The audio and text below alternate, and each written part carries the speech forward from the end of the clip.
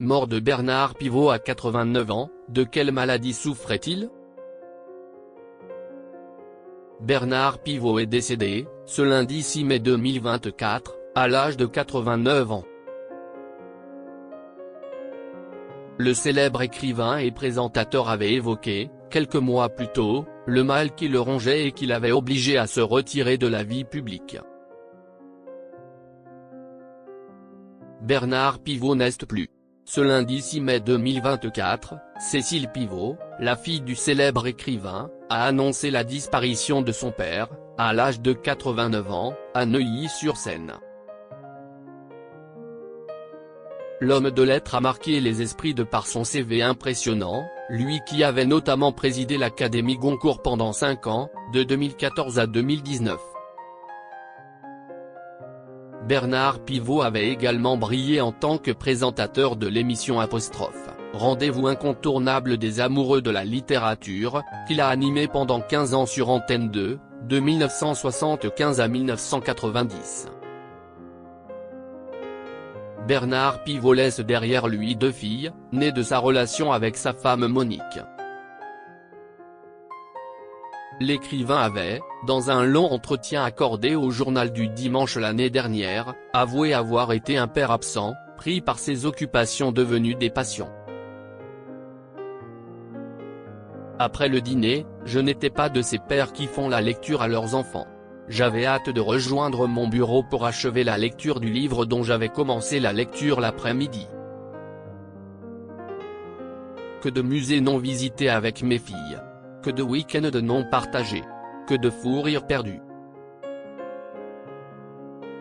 J'en étais conscient, mais la réussite de mes émissions passait par cet investissement quotidien, permanent, dans la lecture, avait-il confié.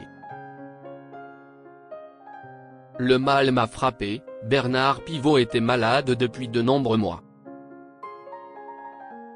Cet entretien, Bernard Pivot l'avait accordé de manière exceptionnelle. Il avait en effet annoncé se retirer de la vie publique, à cause de problèmes de santé. Je suis resté silencieux parce que le mal m'a frappé à la tête, siège du cerveau et de la parole. Mieux vaut alors se taire en attendant que la mémoire se recharge et que la pensée refleurisse, avait-il expliqué, avant de confier qu'il avait décidé d'arrêter la télévision pour devancer ce qui serait inexorablement arrivé, la lassitude du public. Le pépé Pivot, il fatigue et il commence à nous les briser. À 84 ans, j'ai démissionné du Goncourt pour laisser ma place à un écrivain plus jeune.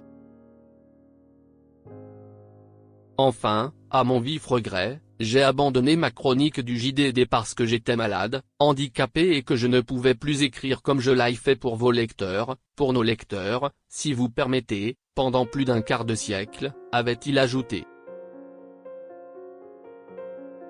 Bernard Pivot s'était même épanché sur sa mort, et la manière dont il souhaitait partir. Ex-journaliste, j'aimerais mourir chez moi, dans mon fauteuil, en lisant L'Équipe ou le Journal du Dimanche. Ou, mieux, dans mon lit, en relisant Montaigne ou Proust. Mais je ne lis jamais au lit, avait-il confié.